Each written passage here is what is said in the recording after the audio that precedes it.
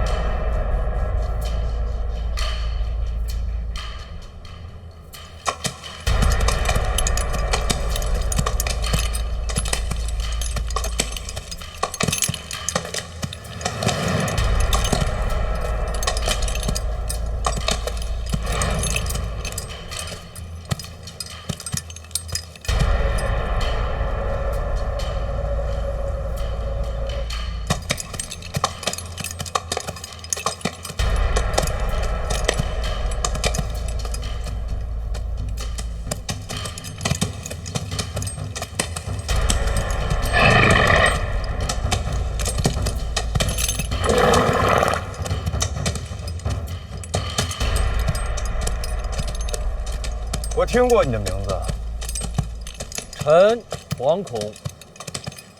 敢与皇子相当，胆量不小，却未免愚蠢了些。殿下，我也不想啊，这都是不得已。怎么个不得已？本宫身体柔弱，一路南下，有些水土不服。大殿下这样，是想让本宫等在城外，不许入城吗？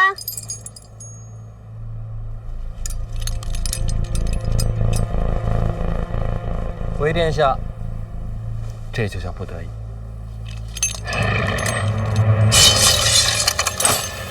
哎，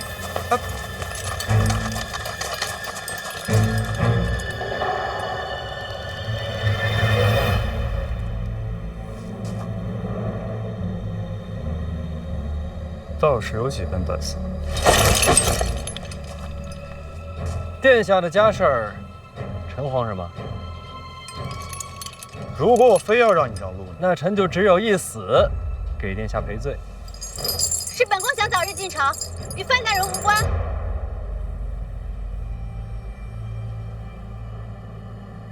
胆儿不小。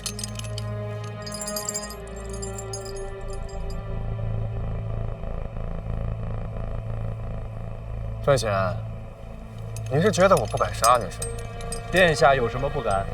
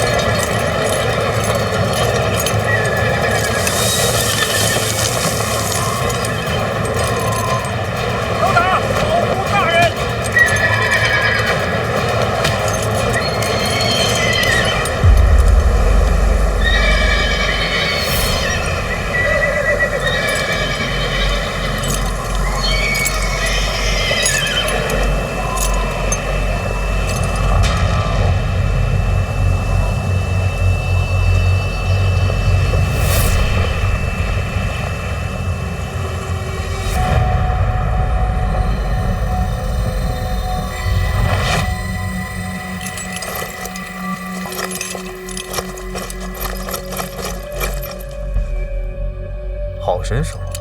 殿下客气了，马惊了，咱们这边帮着管管，应该的。马死了，马死了！快！这老高，你这不至于吧？我没出刀。那这马的怎么死了？战马冲锋，不使点劲怎么拦啊？出征归来斩我战马，范大人果然厉害。本王领军在外征战多年，没想到朝廷是这样接我们回家的。这是个意外。看在你是婉儿未来的夫婿，我不深究。大人不知道。闭嘴！他的事儿我担着。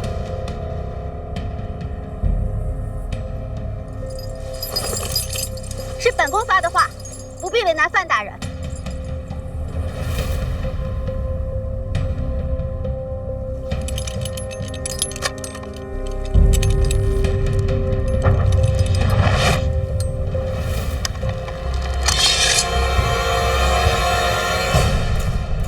太子殿下到！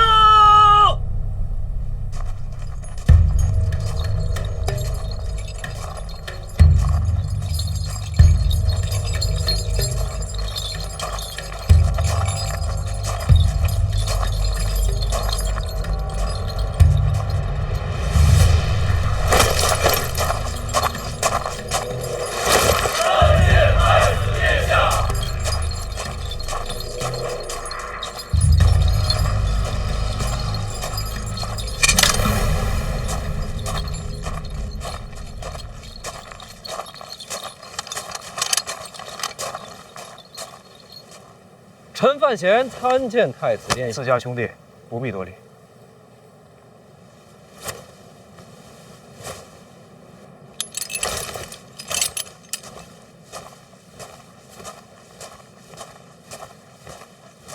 大哥，参见太子殿下。你是我大哥，怎么能你拜我呢？常年在外征战，都瘦了。瘦不要紧，在外奔走，心情愉悦。要不是圣旨，我还不想回来呢。你得回来啊！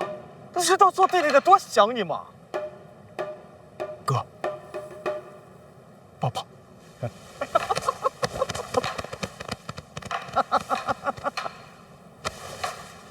都到家门口了，为何不进去？不是我不想进去，实在是被人拦上了。啊？谁敢拦你啊？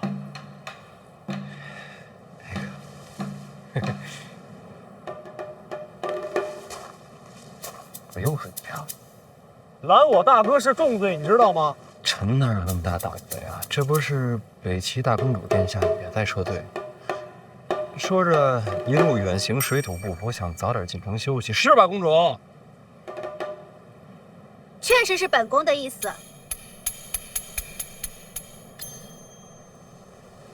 公主稍安勿躁啊，车内安坐即可。战死军马，本宫陪夫就是。可不便宜啊！我身为大齐皇室，这份担当总该有。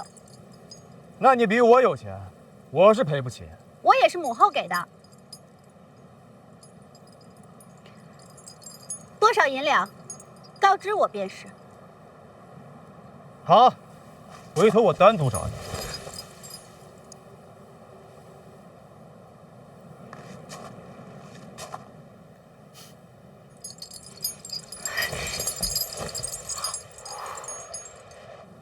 大哥，公主是你未来的王妃，我未来的嫂嫂。可是人家范闲夹在中间，确实有点难办。当然了，如果你想出这口气的话，做弟弟的一定好好教训他。殿下都这么说了，我还计较什么呢？对呀，别跟他们一般见识。大哥多年未回，应该是第一次见吧？我呢，正式给大哥介绍一下，这位就是咱们大庆国的青年才俊范闲。臣参见大殿下。我知道他，婉儿的夫婿吗？哎，对，现在还在给院长帮忙。监察院提司，好大的官威啊！大哥，那婉儿不就宛如咱俩的亲妹妹吗？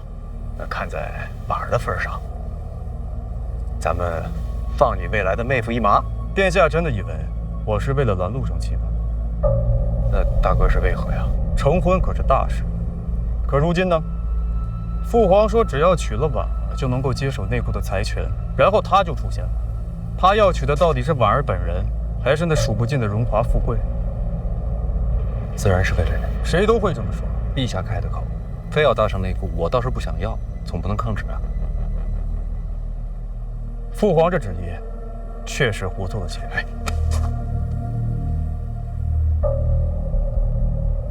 二位虽然未曾谋面，但是以我对二位脾气秉性的了解啊，二位啊一定可以成为挚友。天色也不早了，这二哥和三弟还在里头候着大哥呢。依我看，要不咱们里边说。那敢问殿下，这进城怎么分先后啊？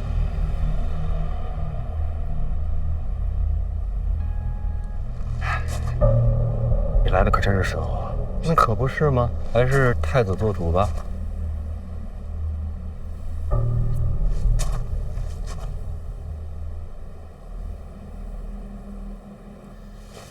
二哥，大哥不是要和使团起冲突吗？咱不去劝劝？咱们是来接人的，不是来劝架的。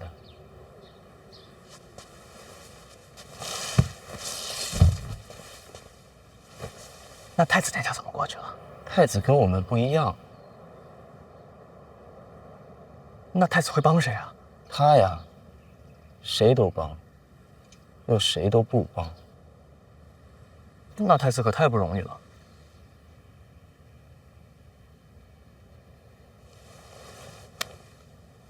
活着都不容易。来了。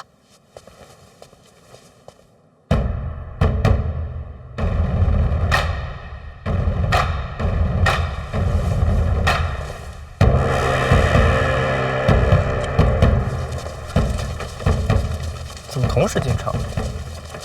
获得一手好心意。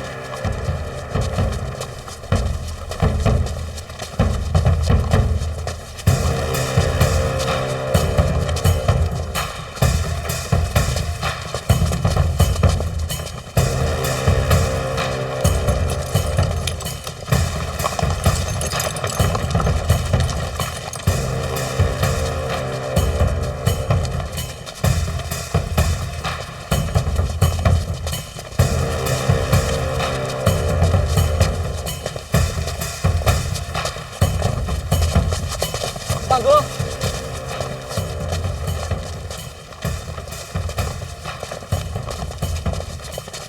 这么久不见，长这么高了。将来跟大哥一般高，也领兵打仗去。有这心就行。永未谋面，你瘦了。我刚才看见他，也是这么说的。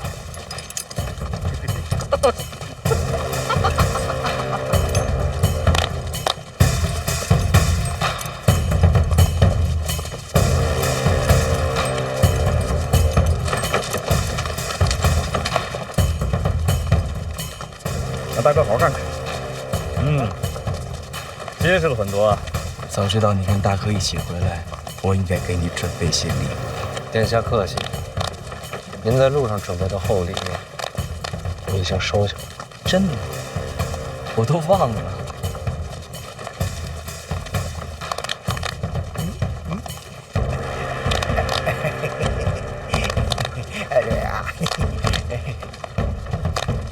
笑笑笑！不过你放心，还有更好的礼物等着你。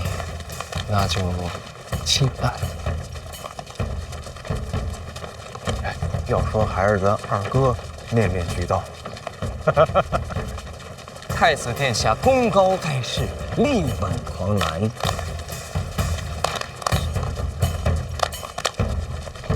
二哥取消我，这不夸你了吗？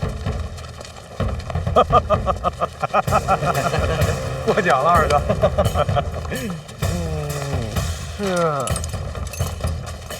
是你。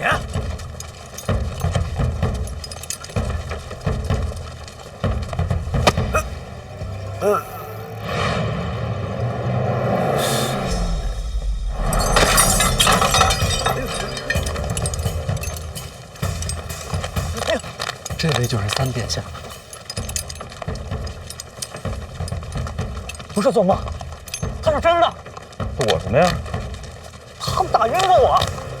你确定？确定啊，我还以为是做梦呢，这是真的。你对皇子出手？请问殿下，我在哪儿把你打晕的？就在报什么？您接着说，这儿没人能拦得住您。放心说，大哥在。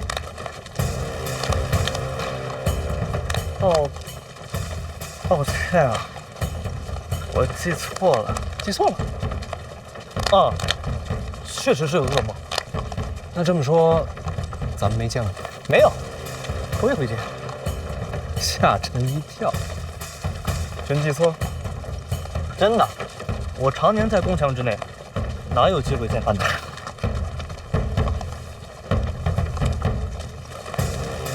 你们俩，我多问一句。不是说了，梦里见了。行，那臣就先告退了。急什么？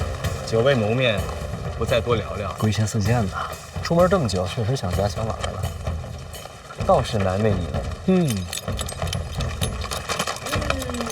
陛下口谕，宣范闲同诸皇子入宫觐见。这么早就见你？可能是因为刚起了军吧。大哥慢慢习惯，这就是我们的小范大人。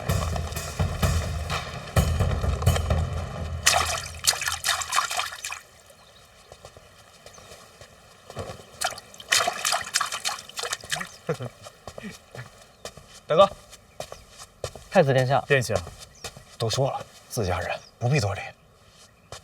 二哥好啊！刚才那个叫什么范闲，不是跟殿下在一起的吗？陛下召见，马上要开宴了，父皇单独见他，怕是要重罚。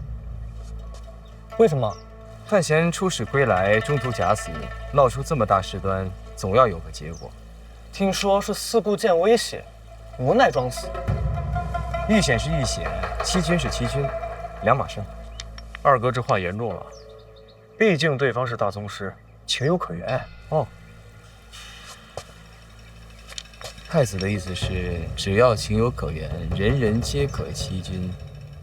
我可没这意思啊。随口说说，别害怕。不要私下擅论朝政。陛下到。参见父皇。陛下。啊，都坐吧。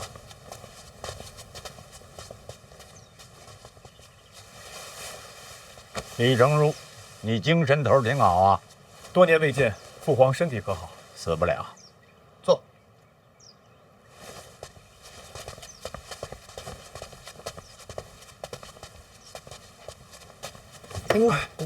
好。谢陛下恩赐廷杖。坐下吧。臣范闲，谢陛下赐罪。妈呀！今天和大家一起吃个饭，顺便听听范闲的北齐之行有什么奇闻异事。范闲，回陛下，北齐一行顺利把严冰云接回京都。北齐那边呢，沈仲死于上山虎枪下，政局有些动荡。朕只关心神庙的情况。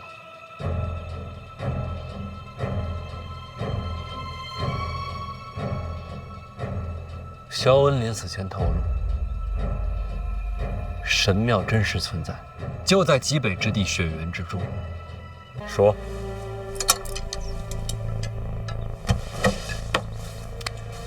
沈仲临死前向臣交代，北齐锦衣卫常年与我庆国有走私往来，而我方行此事者就是长公主与二皇子。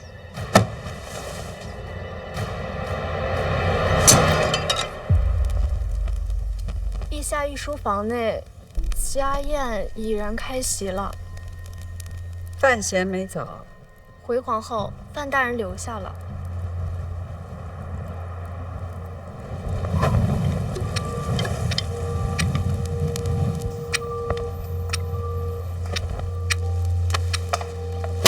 火折子灭了，请皇后受罪。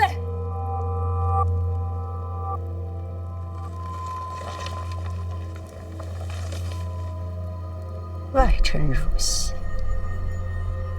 我这个皇后倒没资格。假意。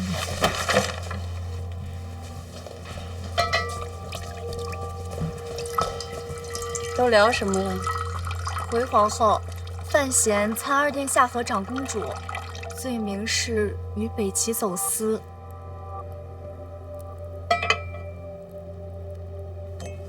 当众说的？是，几位殿下都在。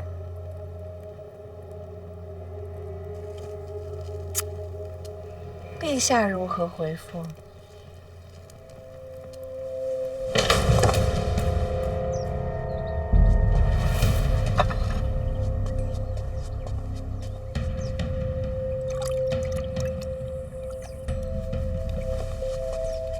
陛下息怒啊！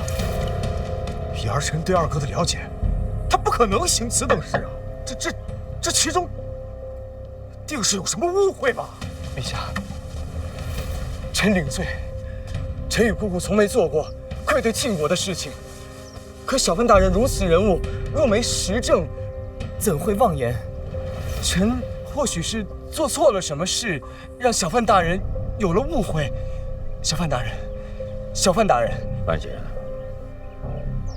你公然举证长公主和二皇子，可有人证物证？沈仲就是人证。人证呢？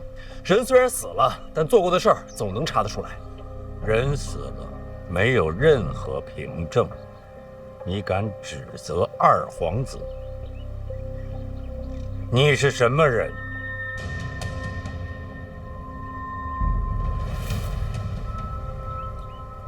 臣是监察院提司，有执法仗剑、扫除奸佞之责。哼！再说一遍。臣是监察院提司，有执法仗剑、扫除奸佞之责。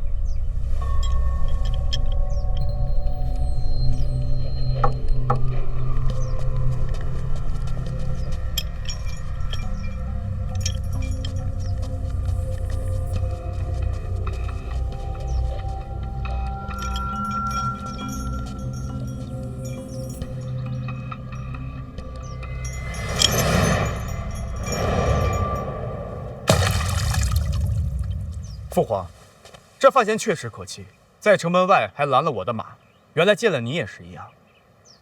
看来他天生就这脾气。您息怒啊！是啊，陛下，您息怒啊！陛下息怒啊！父皇息怒。你们还有别的事儿吗？陛下，儿臣今日其实有件喜事，想请陛下斟酌。喜事？是什么喜事？范闲虽有错漏，但毕竟出使北齐有功，加上才华经世，由此可见，范府门风博学渊渊，范府之女范若若，才女之名闻名京都，贤淑雅静，实属难得。晋王世子李弘成为人温厚，尚未婚配，加之对范府之女又倾慕已久，儿臣以为范闲与婉儿已有婚约，不如喜上加喜，牵上加牵，也算是成就了一段姻缘。说说婚事，并不着急。你倒是很会出奇兵啊！这门婚事朕准了。陛下。另外，范闲出使北齐有功，加封1等男爵。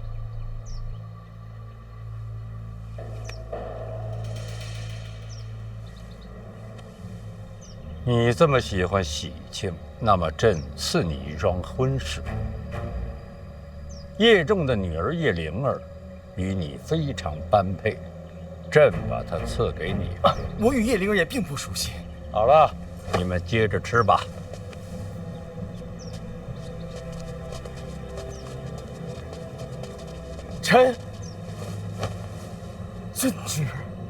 旨。臣恳请陛下，为了天下万民，庆国律法，严查长公主李云瑞、二皇子李承泽。你查无实证，一片虚言，不查哪有实证？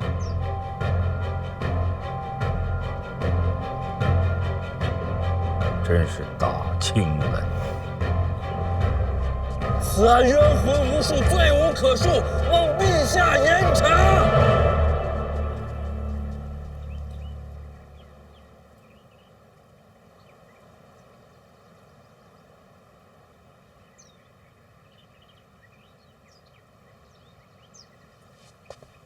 吃吧。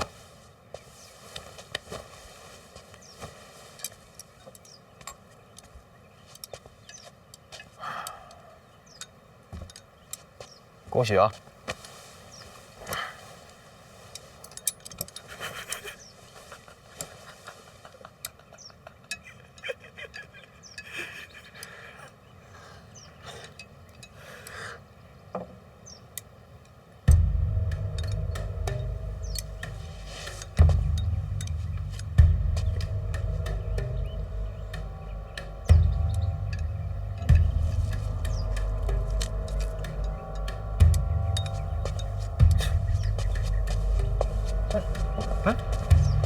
不是停账了吗？怎么好了？假打做戏，演给我们看的。为什么？欺君之罪，给个台阶儿。但陛下对范闲也太过恩宠了。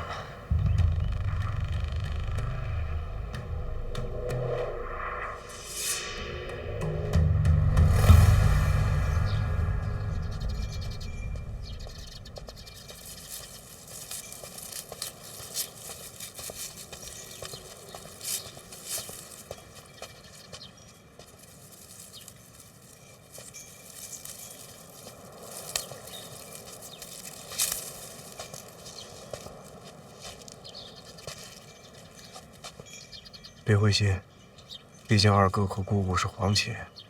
其实我早都习惯了。这么多年，陛下还是偏信他多一点。他让圆梦坐镇抱月楼，就是为了这个。赐婚这一招，着实阴了些。你弟弟是抱月楼的东家，而现在管事的圆梦成了你妹夫的情人，这脏水算是给你们范家泼屎了。这是硬要把我扯上车，扯在一块儿了。你可别认命啊！陛下有句话说的没错，有实证。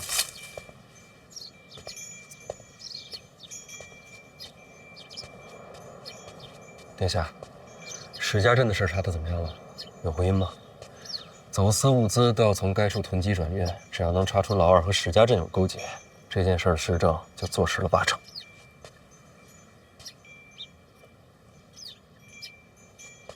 怎么了？史家镇没了。什么叫没了？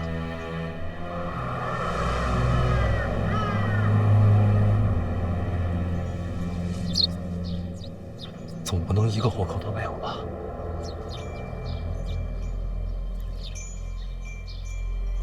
我人赶到的时候，镇子已经被烧尽了，一个都没剩。二哥这一手太狠了，这村子烧了，走私的线也就断了。关键是可惜了那么多条人命啊！镇子没了，总要有个说法。意外失火，这就完了。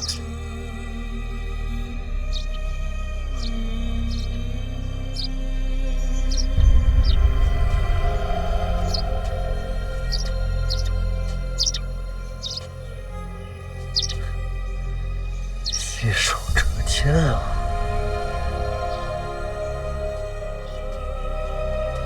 别冲动啊！如今时政没了，陛下又想着二哥，你能做的就只有平衡心态，多讨陛下欢心。剩下的，咱们伺机而动。还有啊，监察院提司的位子得想办法讨回来，这个位置至关重要啊！皇后请殿下相见。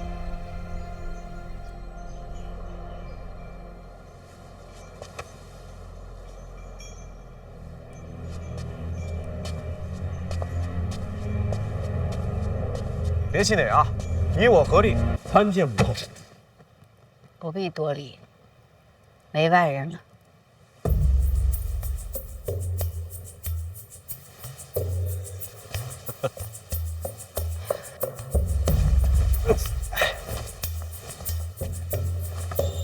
这整日里端着一台，我这身子都是僵的。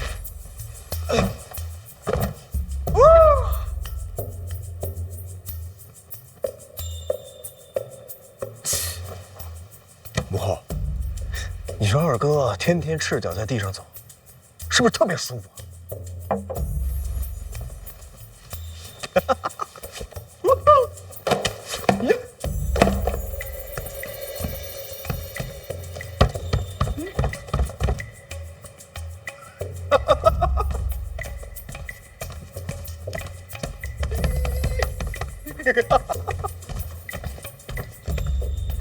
确实不错呀。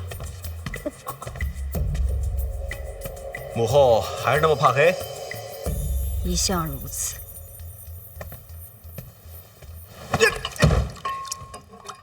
要不然，咱们换个太医瞧瞧。没用的。这世上唯有心病难医。那你也不能整日喝酒啊。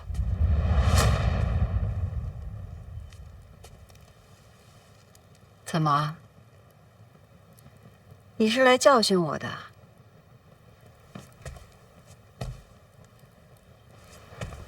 那儿臣哪敢呀？儿臣的意思是说，这太亮了，熏了眼睛。你是太子，自当举止端正。毕竟那么多眼睛盯着你。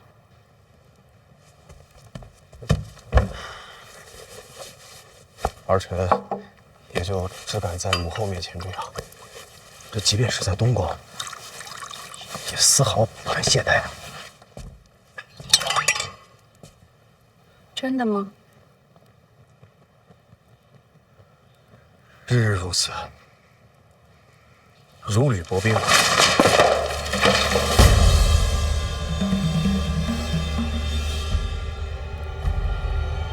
这都是你画的。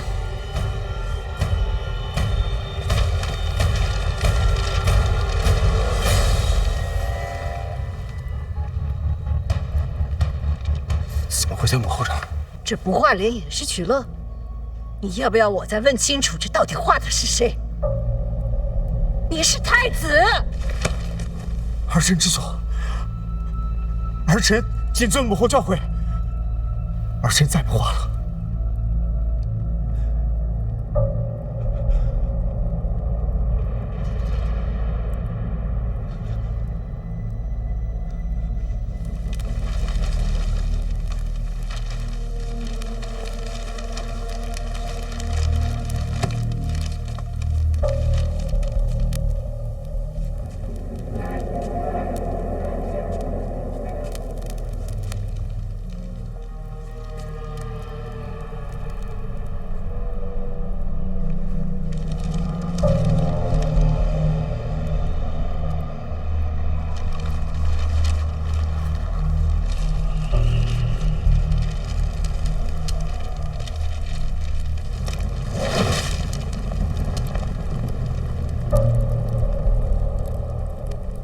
史家镇又是怎么回事？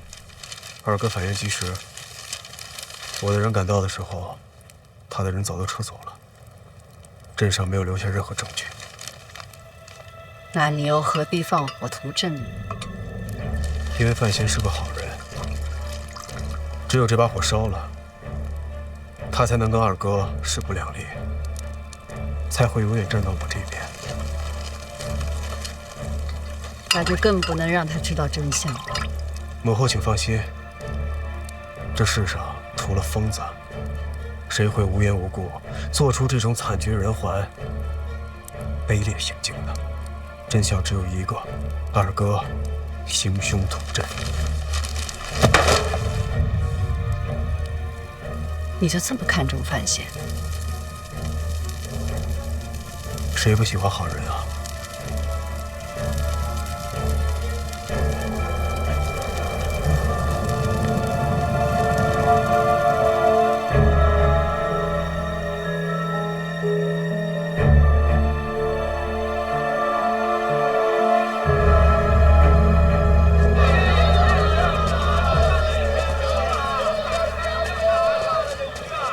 大人，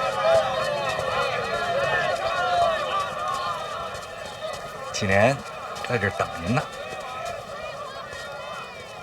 我不是让你回家好好想想吗？跟在我身边全是危险。想好了，这么快？没什么好想的。夫人说了，1个月能挣这么多银子，别的地儿那是赚不到的。还有，大人是好人。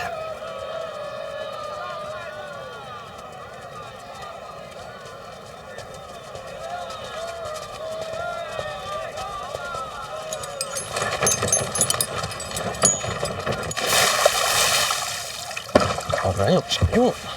身边全是危险。大人，这世上的危险到处都是，唯独好人太少。话说回来，我算是哪门子好人啊？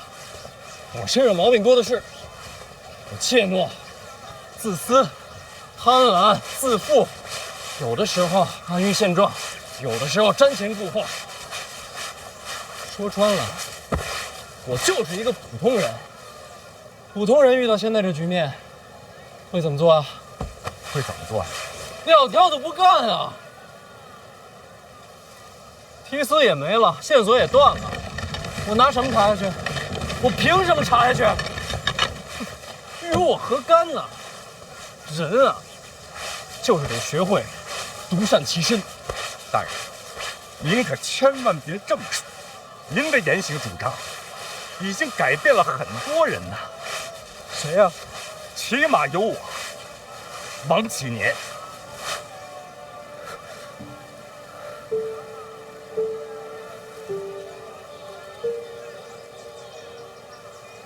陛下的意思好像你还没弄明白啊。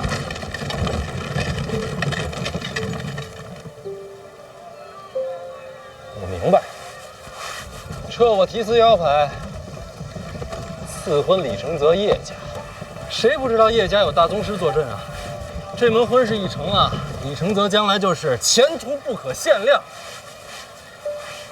陛下呀，就是保护他呗。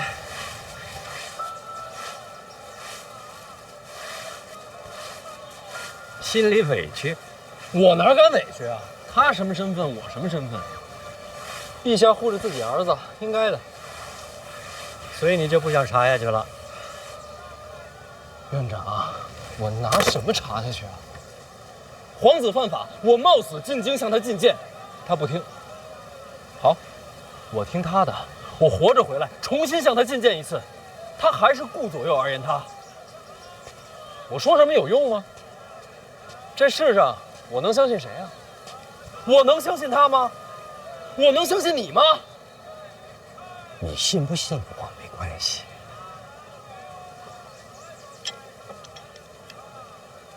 我把这个给你包来了。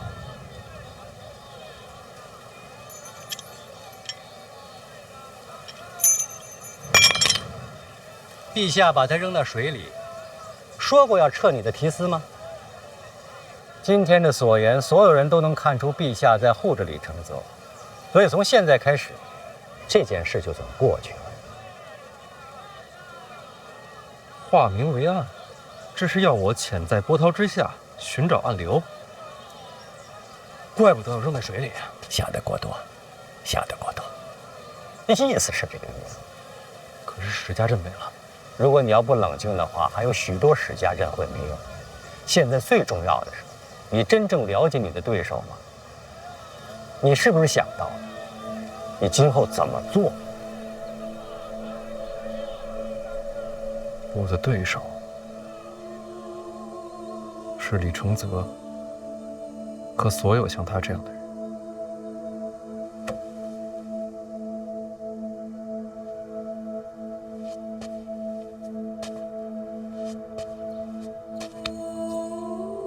我不是我娘，做不到为了改变这个世界而活着。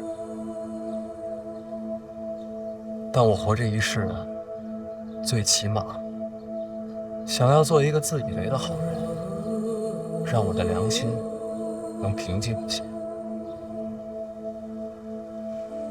我不想再看到滕子京死了白死那样的事儿，也不想再见到老金头那样无处伸冤的百姓。我要替他们说话，我要替枉死之人找回公道。所以你就要冷静下来，收敛锋芒，从头再来。监察院提司虽然权重，但孤身一人。你来京都很久了，应该有属于你自己的麾下。有忘其年，报告。诸葛还记得吗？自然不敢忘。诸葛死后，一处没有人治啊。我建议你呢，这个提司先把一处担起来吧。一处监察京都百官，牵扯极广，既是是非之地，又是鏖战之处。你刚才说想为民发声，搞垮李承泽，这个位置最好。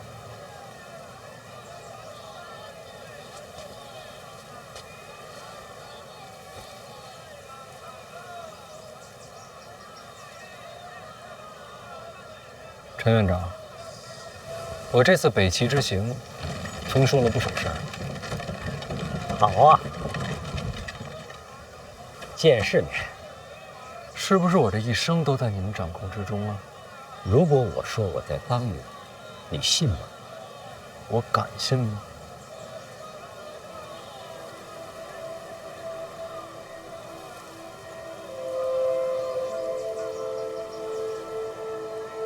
毕竟你是他儿子。有句话我早就想问了，说：如果有一天我走的和我娘不同的路，你怎么选？不可能。如果就是这样的，那我一定选你娘。所以归根结底，你们帮我，还是因为我是他的儿子。说得对。那你们要失望了，我跟我娘不是一样的人。你要知道，世上没有一样的人，但你和你娘最本质的部分是一样的。我可不敢立这碑，立不立碑不重要。我想告诉你，你将来一定会走你娘的路，而且我现在做的就是确保你能走上你选择的路。一生都在被控制，还要确保走上自己选的路，这不荒唐吗？欲取先予未必荒唐。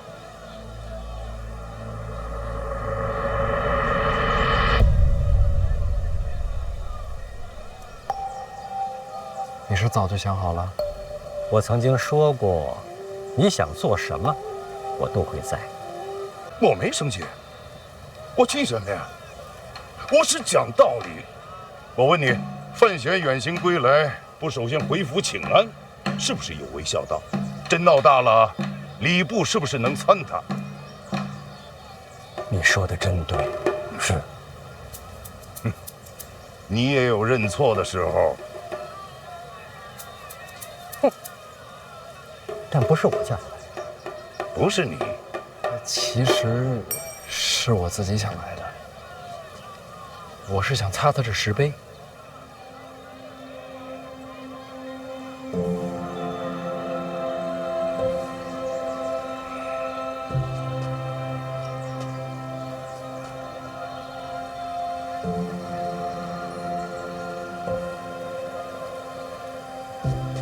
回家。你跟我一辆。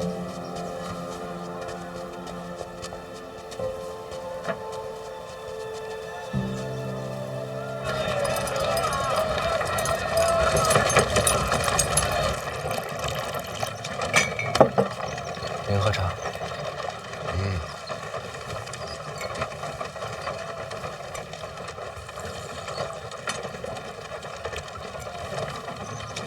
宫里的事儿别太计较。陛下虽然扔你腰牌，却没有明旨。没有明旨撤去提司职务。陈院长提醒了。这里是京都，不是武者械斗。要想跟老二争锋，不靠一己之力，还要培养麾下嫡系。这点陈院长也交代。回头我到依附上人。陈院长是在帮你，可这是京都。总得留个心眼儿。可以信陈院长，但不能全信，人心难测，这点他也说了。他倒是言无不尽呐。不过有一条我不太同意。哪条？人心难测，对别人是不可以全信，但对家人却不必如此。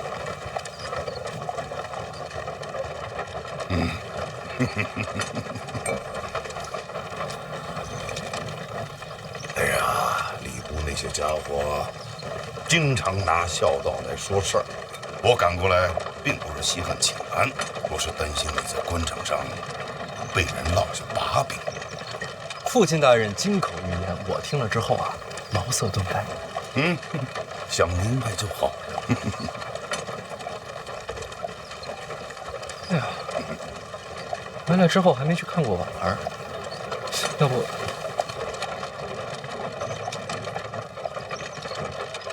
要不我还是先回家待2天，过几天我再去看她。哎呀，是得回去看看若若，你妹妹对你甚是想念。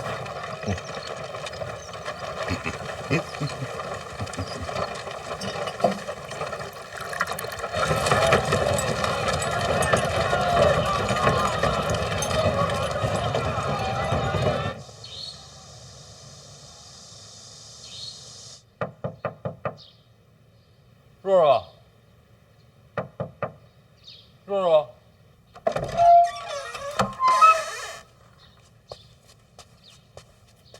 若若，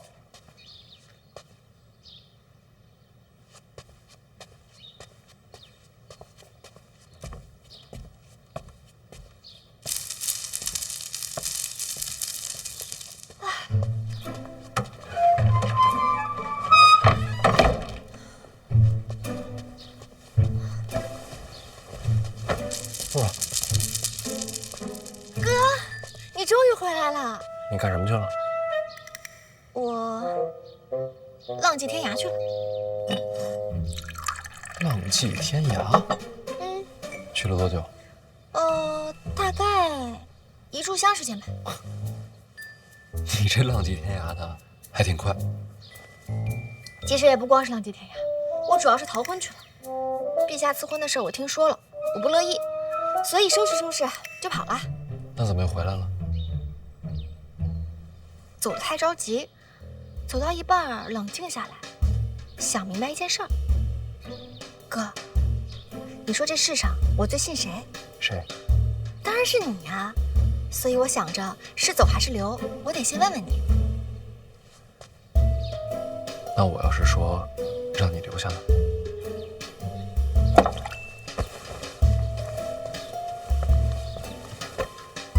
你干嘛？既然不走了，就把衣服收好放箱里。你不担心我让你奉旨成婚？不担心啊，哥。我都说了，这世上我最信你。若若，你是不是不想嫁？不想。哥知道了，你放心，我想办法。你不想嫁，咱就不嫁。好。真要是不行啊，我带你跑。行。哎，别，头发乱。行，那你先收着，我去处理一下范思哲的事。哎，哥，你不是刚回来吗？范思哲怎么了？事儿大吗？这么说吧，我差点想把他打死。我经常这么想，我帮你啊。是个误会。哦，那只能下次，下次动手叫我。那好歹是你弟弟，你可是我哥，你能不能一视同仁一点？那不行。啊，未来我可能有很多弟弟，但是哥肯定只有你一个了。好像有那么点道理。若若，你放心，哥不会让你信错。那当然了。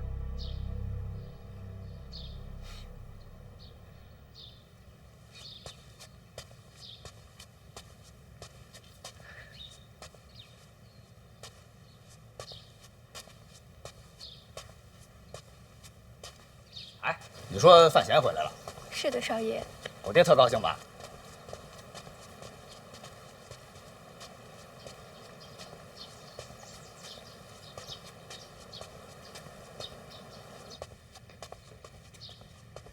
爹，您叫我。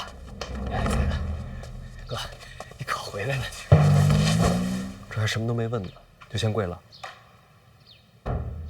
这气氛我熟。抱月楼的事儿你知道吗？知道。谁是东家？我。这不胡闹吗？怎么能做这种事儿？娘，我就是想挣点钱。为了银子，连人都不做了？老爷，你饶他一命吧！啊！举家法来。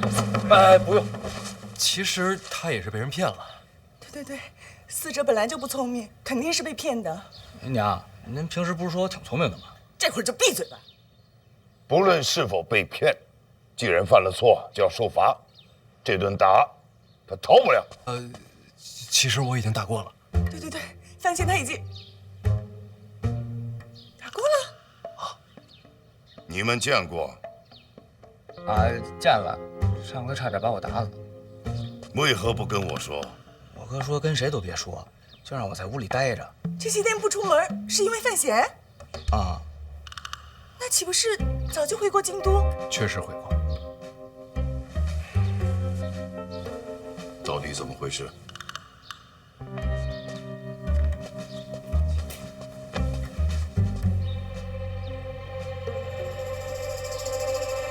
爹，这事说来话长，别让他一直跪着。站那儿。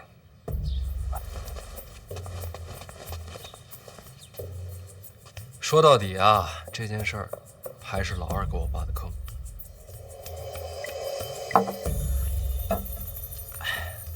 反正情况啊，就大概是这样。抱月楼逼良为娼的事儿，他确实不知道。您听见了？我真不知道。抱月楼一旦事发，第一个抓的就是你。哎，别，他没跟我说是青楼，就说是听曲儿聊天的地儿。那怎么办啊？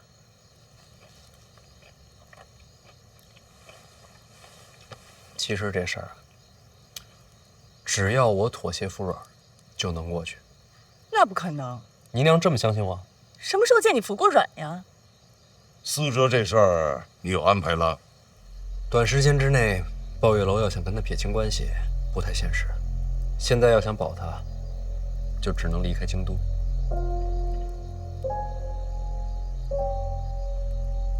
有道理。那我陪思哲回儋州怼着，也不能留在庆国。不在庆国去哪儿啊？要北上，去北齐。还远了吧？也好，那我就陪思哲北上。你娘不能陪，她得自己去。为什么？是啊，这是暗中远行，不是游山玩水。你好歹也是国公之女，你陪着谁不认识？那也不能让思哲一个人去北齐啊，他都没离开过京都。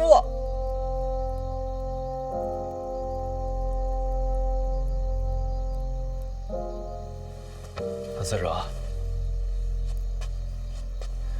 你害怕吗？有点。我知道，这对你来说很难。突然之间就要离家远行，从锦衣玉食变成无依无靠、前途未卜。你别说了，越说我越害怕。但这对你来说也是机会。这哪算机会呀？人不离开家，就永远不会长大。你是不是也想过，想对某个人证明自己不再是一个孩子了，证明你并非做每件事情都是错的，证明你自己也可以被期待。我想证明，那就北上，找到你自己的路。他做不到。好，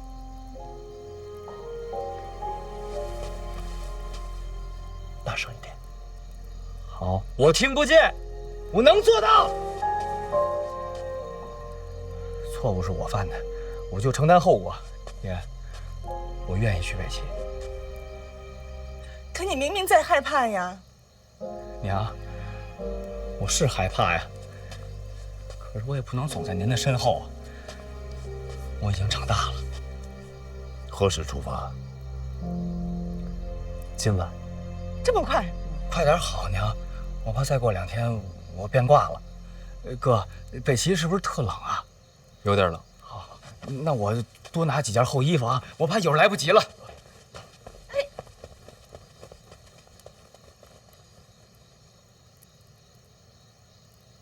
怎么一下子人全变了？姨娘，有时男人长大，只要一瞬间就够了。不行，我得去交代2句。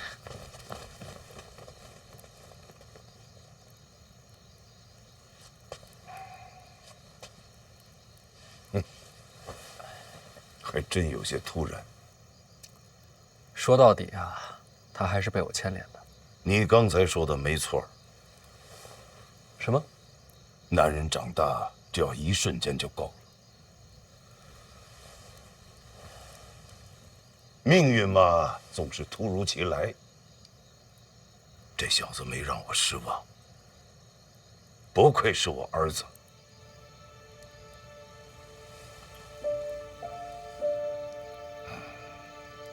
这些话，您倒是当着他面说呀。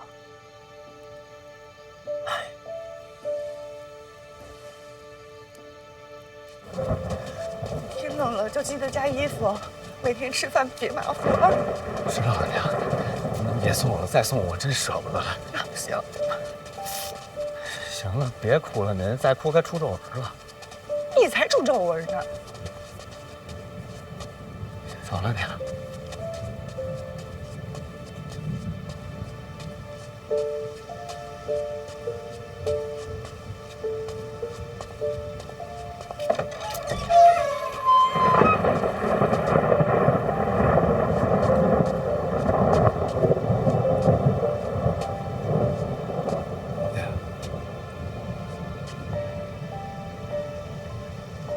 范闲刚才说，有些话该当你面讲。马车备好了。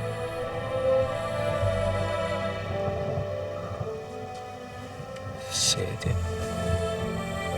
看什么？看雨。我从小就在京都长大，什么样的雨都见过。早就看腻了，可是今儿这雨怎么有点舍不得呢？你就当是京都为了给你送别，感动的都哭了。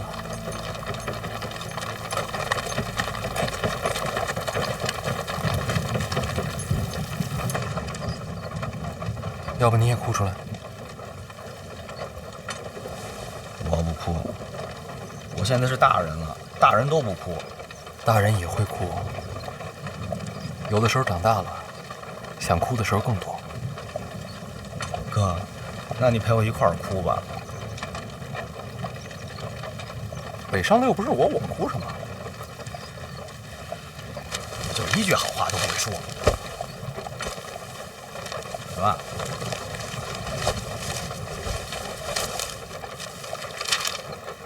银票啊，这都是给我的。这是本钱，等到了北齐啊，你的第一个任务就是赚钱。做什么买卖你自己定，出什么事儿你自己扛着。别忘了，你要跟爹争，你要跟你自己争。钱你们分了，这钱得还啊。这是投资，等你赚了钱，我得分红啊。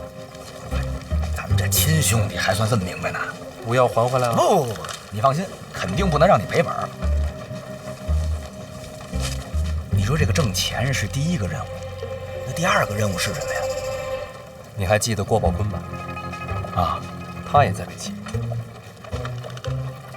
别了吧？什么别了吧？你都给他打得那么惨了，斩草还要除根啊！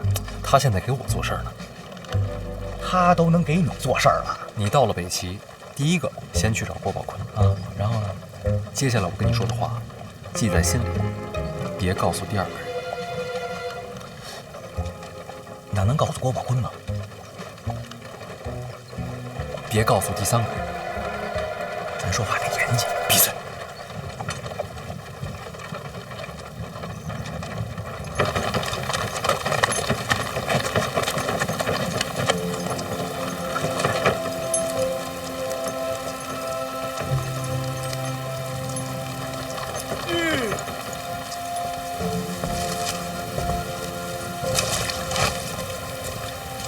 辛苦各位兄弟，提司严重了。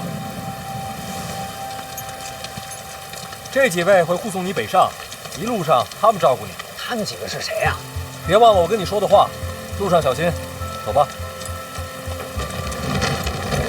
那我娘你帮我多照顾点啊。放心吧，一切有我。谢谢哥。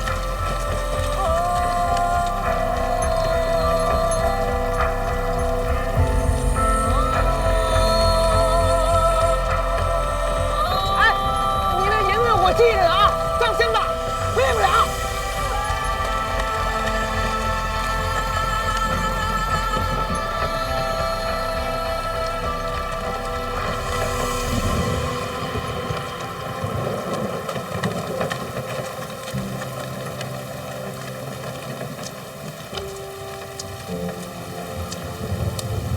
不用担心，那几个都是四处的好手。你弟不会有事的，多谢了。不用谢我。若不是院长交代，我可没工夫管你的闲事儿。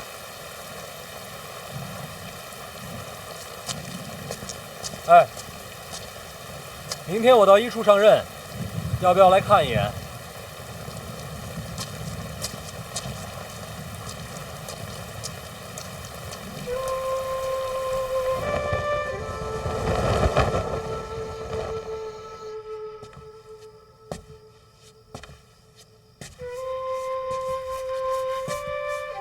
范闲吧，叶灵儿，看来我这轻功还得练啊。你快来快来，我跟你交代点事儿。你跟我交代什么呀？晚上别打岔，我记性不好。婉儿料到你会来，提前躲出去了。婉儿躲着我，为什么？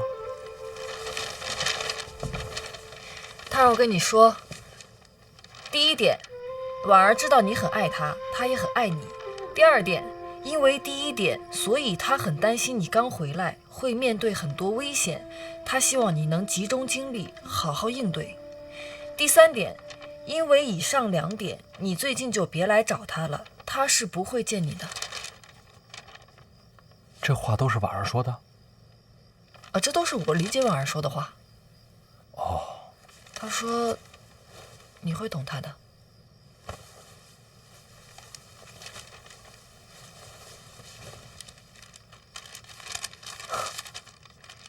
哦，还有一点啊，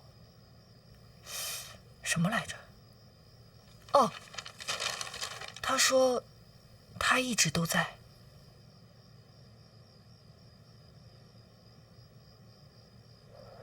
我懂。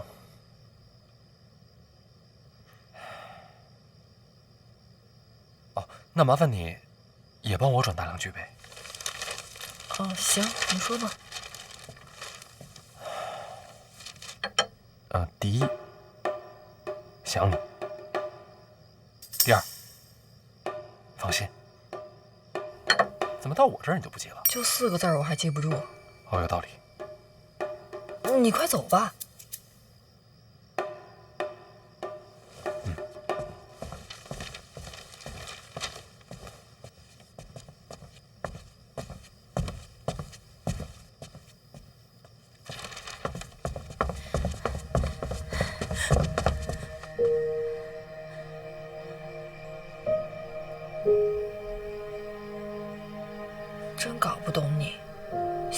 就见呗，干嘛把自己弄得可怜兮兮的？眼下时局，他应该专心做他自己的事儿。我怕我见了他，就不想让他走了。真羡慕你们，我这辈子是没这福气了。灵儿，你要是实在无法接受陛下的赐婚，明日我陪你进宫，向陛下请命，把婚退了。我爹是不会同意的，我都想好了，大不了一死。你可千万不能这么想啊！家里已经在着手婚约的事儿了，我看着实在心烦。我能不能在你这儿住些日子啊？想住多久就住多久。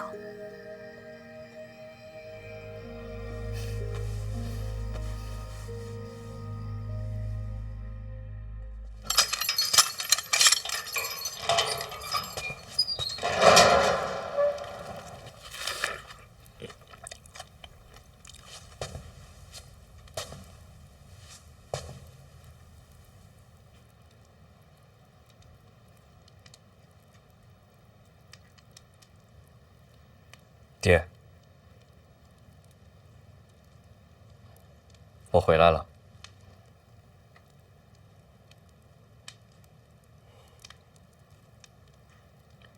你是关哪间？我没事儿了，是来接您回家的。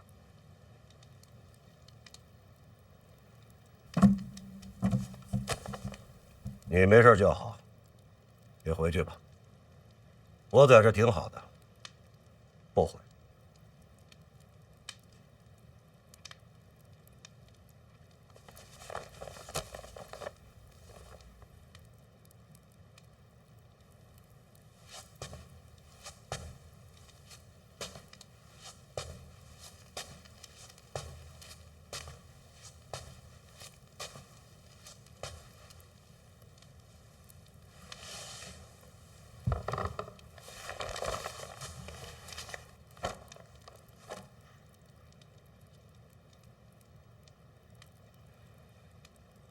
你有没有想过，帮范闲假死是什么后果？范闲进宫了，欺君之罪他一人扛。你还知道欺君之罪啊？这4个字，往往连带着满门覆灭、血流成河。我为什么待在这里面？真的是做个样子吗？我是准备把命给你赔上。我盘算过了，最多我的死不牵扯家里。你盘算过了？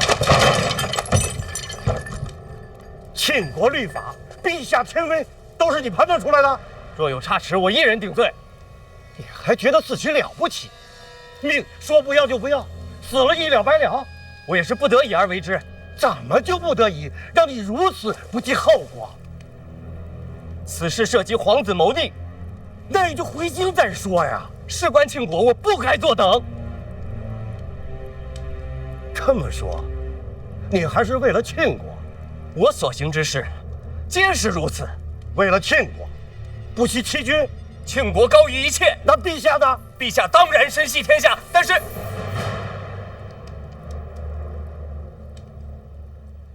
但是人终究没有国重要。好大的胆子呀，严冰雨！您教我的，家国至上。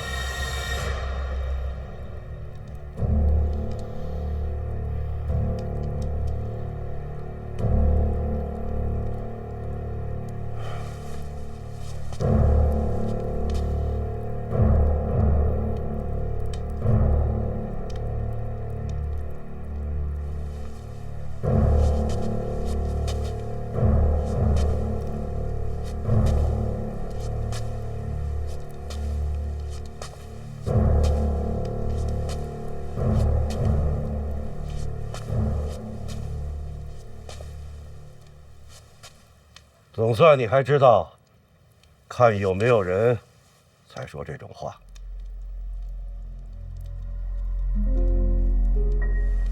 我也没那么傻。来，